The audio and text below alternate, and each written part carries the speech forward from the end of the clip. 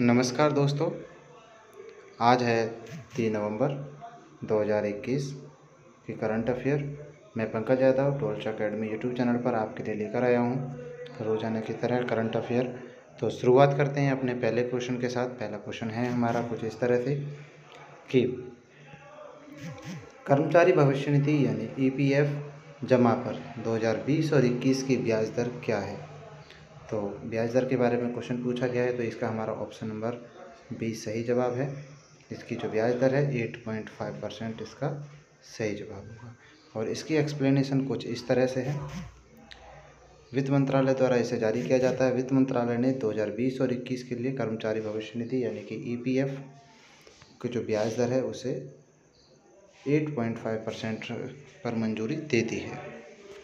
हमारा अगला प्रश्न है, डॉक्टर एम कृष्णन नायर जिनका भी निधन हो गया है, वे पेशे से किस लिए जाने जाते हैं। तो एक डॉक्टर हैं हमारे डॉक्टर एम कृष्णन। तो डॉक्टर एम कृष्णन जिनका भी निधन हो गया है, तो उनका पेशे के बारे में पूछा गया है। तो इसका हमारा ऑप्शन नंबर 20 सही जवाब होगा। वे ऑन्कोलॉजिस्ट थे जिनका भी निधन हो गया है। ऑन्कोलॉजिस्ट जो होता है इसके एक्सप्लेनेशन देख लेते हैं हम। इसमें प्रख्यात oncologist doctor M Krishnan Nair का उम्र संबंधी बीमारियों के बाद निधन हो गया। मैं आपको ऑन्कोलॉजिस्ट की जानकारी दे दूं। ऑन्कोलॉजिस्ट ये स्टडी है कैंसर की मेडिसिन्स की। इसमें जो साइंटिस्ट होते हैं वे कैंसर की दवाइयों का अध्ययन करते हैं और कैंसर की बीमारियों का कारण का पता लगाते हैं। तो ये एक विशेष डॉक्टर हैं। इसी के साथ हमारा प्रश्न नंबर आता है 3।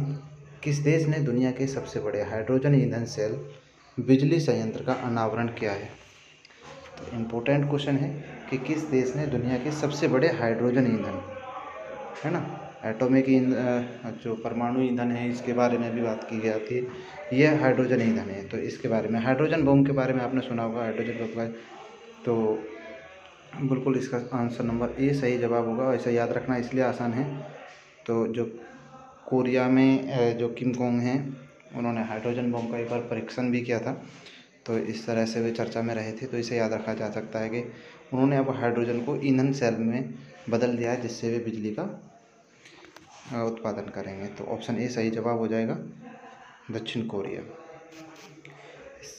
क्वेश्चन की एक्सप्लेनेशन कुछ इस तरह से होगी कि दुनिया के सबसे बड़े हाइड्रोजन यंत्र सेल बिजली संयंत्र का उद्घाटन दक्षिण कोरिया में के इंचियोन के सियोगू ने किया है। ठीक है, तो दक्षिण कोरिया में इसका अनावरण किया गया है। इसी के साथ आता है हमारा प्रश्न नंबर 4। वर्ष के किस दिन को विश्व नगर दिवस के रूप में मनाया जाता है। यानी कि इसके बारे में अगर मैं आपको बताऊं तो ये है वर्ल्ड सिटी डे के बारे में इसमें पूछा गया है। मैंने एक वीडियो बनाई थी इससे पहले वर्ल्ड सिटी के बारे में। तो वर्ल्ड सिटी के जो दिवस मनाया जाता है, ऑप्शन नंबर डी इसका सही जवाब हो जाएगा। हमारा 31 अक्टूबर को वर्ल्ड सिटी डे मनाया गया। और इसी के साथ इसकी एक्सप्लेनेशन होगी कुछ इस तरह से। इसे संयुक्त राष्ट्र द्वारा यानी कि यूएन द्वारा इसे नामित किया गया है विश्व शहर दिवस। हर साल 31 अक्टूबर को मनाया जाने वाला त्यौहार है। इसी तरह से आगे आता है हमारा प्रश्न नंबर 5। प्रश्न नंबर 5 में पूछा गया है कि हमारे जो राष्ट्रीय एकता दिवस यानी कि नेशनल यूनिटी डे है किस तारीख को मनाया जाता है। तो मैं आपको इसकी जानकारी दे दूं तो इसका ऑप्शन नंबर बी हमारा सही जवाब होगा। 31 अक्टूबर को ही नेशनल यूनिटी दिवस मनाया जाता है। और आपसे एक क्वेश्चन बन जाता है यहाँ कि आपको ये बताना होगा कमेंट में लिखकर कि जो यूनिटी डे मनाते हैं हम किस फ्रीडम फाइटर की याद में, किस के जन्म दिवस पर मनाते हैं। और बाकी आगे चलते हैं। हाँ, और इसकी एक्सप्लेनेशन है कुछ इस तरह से। भारत के 2014 से हर साल 31 अक्टूबर को राष्ट्रीय एकता दिवस के रूप में मनाया जा रहा है। इसी के साथ हमारा अगला प्रश्न आता है, किस खिलाड़ी ने 2021 मोटो जीपी वर्ल्ड चैंपियनशिप जीता है। मोटो जीपी वर्ल्ड चैम्पियनशिप 2021 जीतने वाले खिलाड़ी? ऑप्शन नंबर डी फैबियो क्वार्टरो हैं। ऑप्शन नंबर डी इसका सही जवाब होगा, मोटो क्वार्टरो। और इसकी एक्सप्लेनेशन देख लेते हैं। इस क्वेश्चन की एक्सप्लेनेशन बड़ी अच्छी है इसकी। यहाँ पर यामा की बात की गई है। यामा का आपने सुना होगा, हर कंपनी अपना इस तरह से इसमें हिस्सा लेती है सभी वाहन। तो यामा के लिए सवारी करने वाले फैबियो क्वार्टरो फ्रांस ने 2021 की मोटो जीपी वर्ल्ड चैम्पियनशिप का खिताब जीता है। ये मोटरसाइकिल का एक प्रतियोगिता थी, इसे जीता है। अगला आता है हमारा प्रश्न नंबर 7।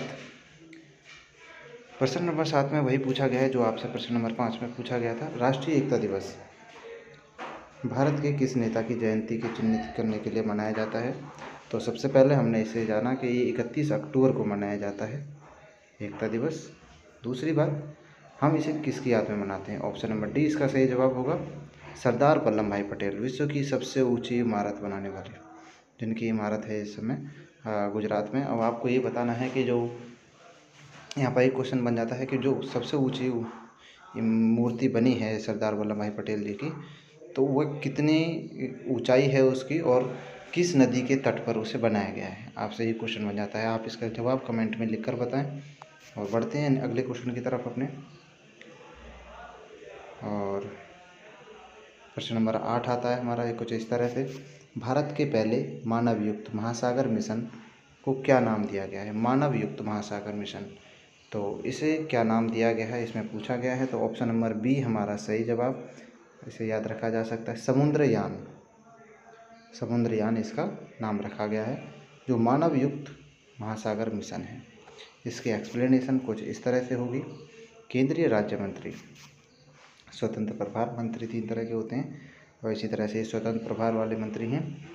पृथ्वी विज्ञान डॉक्टर जितेंद्र सिंह ने आधिकारिक तौर पर चेन्नई में समुद्रयान परियोजना का नामक भारत के पहले मानव युक्त महासागर मिशन का शुभारंभ किया है। तो इसे याद रखा जा सकता है, जितेंद्र सिंह जी की अधिकारिता में समुद्रयान नामक परियोजना शुरू की गई है, जो कि पहली मानव युक्त महासागर मिशन योजना है। इसी के साथ हमारा अगला प्रश्न आता है क्वेश्चन नंबर 9। क्वेश्चन नंबर 9 में हम देखते हैं, तो इसमें पूछा गया है NCW ने कानूनी जागरूकता के माध्यम से महिलाओं के सशक्तिकरण कार्यक्रम को शुरू करने के लिए किस संगठन के साथ सहयोग किया है? तो हमारा इसमें ऑप्शन नंबर ए इसका सही जवाब होगा, राष्ट्रीय कानून सेवा प्राधिकरण के द्वारा महिलाओं को सशक्तिकरण करने की कार्यक्रम शुरुआत की गई है। इसकी एक्सप्लेनेशन देखते हैं, बड़ी शानदार एक्सप्लेनेशन है। राष्ट्रीय महिला आयोग यानी कि NCW ने राष्ट्रीय कानूनी सेवा प्राधिकरण के सहयोग से महिलाओं के लिए एक कानूनी जागरूकता कार्यक्रम शुरू किया है, जिसका शीर्षक है कानूनी जागरूकता के माध्यम से महिलाओं का सशक्तिकरण। यानी कि महिलाओं को कानून के प्रति जागरूक किया जाएगा, जिससे कि वे अपने अधिकारों का हनन होने से बचा सकें। और इसी के साथ आता है हमारा अगला प्रश्न, प्रश्न नंबर 10। प्रश्न नंबर 10, 2021 विश्व बचत दिवस, ठीक है, विश्व बचत दिवस का विषय क्या है? तो विश्व बचत दिवस का विषय पूछा गया है। तो इसमें हम जानते हैं, इसका हमारा ऑप्शन नंबर सी सही जवाब होगा। ऑप्शन नंबर सी में कहा गया है बचत के महत्व को समझना, यानी कि सेविंग के महत्व को समझना, इसका विश्व बचत दिवस का थीम हो गया। और इसकी एक्सप्लेनेशन कुछ इस तरह से होगी, विश्व बचत दिवस 2021 का जो विषय है बचत के महत्व को समझना, ठीक है। और इसी के साथ हमारा अगला क्वेश्चन आता है क्वेश्चन नंबर 11, भारत के सबसे बड़े सुगंधित उद्यान का उद्घाटन किस स्थान पर किया गया है? तो बड़ा ही अच्छा क्वेश्चन है। इसका ऑप्शन नंबर हमारा सी सही जवाब होगा, नैनीताल हमारा बिल्कुल सही जवाब हो जाएगा इसमें। तो एक बार क्वेश्चन को दोबारा पढ़ लेते हैं। भारत के सबसे बड़े सुगंधित उद्यान यानी कि अच्छे सुगंधित वाले पार्क को चुना गया है। और ऑप्शन नंबर सी नैनीताल इसका सही जवाब हो जाएगा। और इसकी एक्सप्लेनेशन देख लेते हैं एक बार। उत्तराखंड के नैनीताल ज़िले के लाल कुआं में, ठीक है, नैनीताल ज़िले के लाल कुआं में भारत के सबसे बड़े सुगंधित उद्यान का अनावरण किया गया है।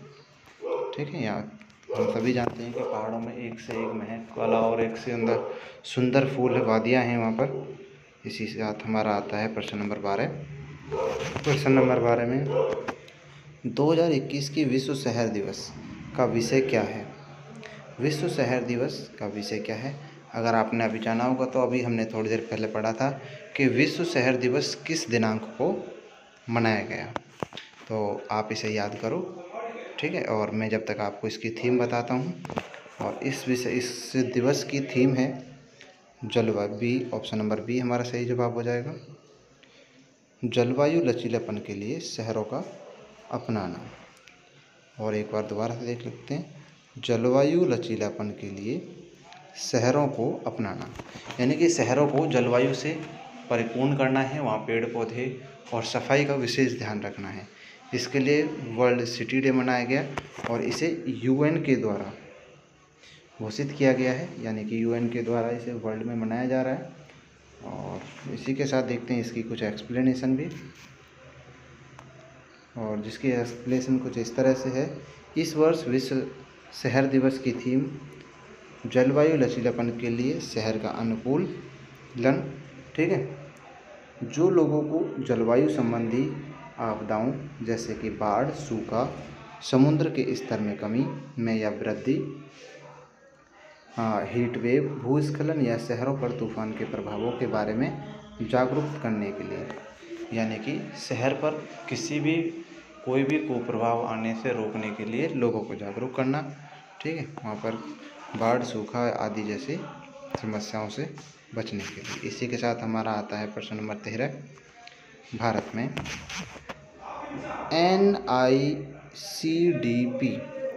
NICDP का समर्थन करने के लिए किस वित्तीय संस्था ने 250 बिलियन अमेरिकी डॉलर के ऋण को मंजूरी दे दी है? तो NICDP के समर्थन के लिए किस वित्तीय संस्था ने जो 250 मिलियन डॉलर की ऋण की मंजूरी दी है? तो वो है ADB, Asian development bank, ADB, ठीक है। तो हमारा ऑप्शन नंबर डी सही जवाब हो जाएगा। हमारा ऑप्शन नंबर डी बिल्कुल सही जवाब हो जाएगा। ध्यान रखना है NICDP की योजना है जिसके लिए एशियन डेवलपमेंट ने 250 मिलियन अमेरिकी डॉलर का ऋण देने की मंजूरी दी है। इसमें एक्सप्लेनेशन कुछ इस तरह से है। एशियाई विकास बैंक ने भारत के राष्ट्रीय औद्योगिक गलियारा विकास कार्यक्रम, ठीक है, राष्ट्रीय औद्योगिक गलियारा विकास कार्यक्रम के लिए का समर्थन करने के लिए 250 मिलियन अमेरिकी डॉलर, यानी कि अगर भारत की करेंसी में देखें तो 1875 करोड़ रुपए ऋण देने की मंजूरी दे दी है। इसी के साथ हमारा आता है प्रश्न नंबर 14। प्रश्न नंबर 14 में हम देखें तो इसमें पूछा गया है कि डिजिटल 2021 अक्टूबर ग्लोबल स्नैपशॉट के अनुसार दुनिया की कितनी जनसंख्या मोबाइल फ़ोन का उपयोग करती है? दुनिया की, इसमें पूछा है वर्ल्ड की, ठीक है। वर्ल्ड की कितने % जनसंख्या मोबाइल का यूज़ करती है? ऑप्शन नंबर बी इसका सही जवाब है, यानी कि 65% लोग वर्ल्ड के आज के समय पर मोबाइल का यूज़ कर रहे हैं, ठीक है। तो ये जारी की गई किसके द्वारा? डिजिटल 2021 के द्वारा इसे जारी किया गया है अक्टूबर ग्लोबल स्नैपशॉट के अनुसार, अक्टूबर ग्लोबल स्नैपशॉट के अनुसार। इसी के साथ आता है हमारा अगला प्रश्न, प्रश्न नंबर 15। और हाँ, इस प्रश्न की एक्सप्लेनेशन है। एक्सप्लेनेशन कुछ इस तरह से है। रिसर्च फॉर्म VR सोशल ने डिजिटल 2021, ये एक रिसर्च फॉर्म है VR सोशल, इसने डिजिटल 2021 के तहत अक्टूबर ग्लोबल स्नैपशॉट के शीर्षक में एक रिपोर्ट जारी की है। और इस रिपोर्ट के अनुसार दुनिया के 75% से अधिक की आबादी अब मोबाइल फ़ोन का उपयोग करती है। तो याद रखने में आसानी है और बस इतना याद रखना है किसके द्वारा, तो रिसर्च RV सोशल के द्वारा। अक्टूबर ग्लोबल इन्वेस्ट स्नैपशॉट की एक पत्रिका है, उसमें एक शीर्षक दिया गया है उसके अनुसार। इसके साथ आता है हमारा अगला प्रश्न नंबर 15। प्रश्न नंबर 15 में पूछा गया है कि विश्व बचत दिवस किस तारीख को मनाया जा रहा है। तो विश्व बचत दिवस जो मनाया गया है ये 30 अक्टूबर को मनाया गया। 30 अक्टूबर को इसे मनाया गया, यानी ऑप्शन नंबर ए हमारा बिल्कुल सही जवाब होगा। ऑप्शन नंबर ए हमारा सही जवाब हो गया। इसकी अब सामने पिछले क्वेश्चन में पढ़ा हमने कि इसकी थीम क्या थी। अब आपको कमेंट में लिख के बताना है और देखते हैं कितना आपको याद रहा है कि इस प्रश्न की थीम क्या थी विश्व बचत दिवस की, क्योंकि थीम बहुत इम्पोर्टेंट हो जाती है दिवस के साथ साथ। और इसी के साथ देखते हैं इसकी एक्सप्लेनेशन यानी कि व्याख्या देखते हैं। विश्व बचत दिवस, ठीक है, 30 अक्टूबर को मनाया जाता है। अभी इतना है और आपको इसकी थीम के बारे में जानकारी देनी है। तो आज के प्रश्नों के यहीं के साथ आपको दीपावली की बहुत बहुत हार्दिक शुभकामनाएं। नमस्कार, जय हिंद दोस्तों। मिलते हैं दोबारा नए क्वेश्चनों के साथ।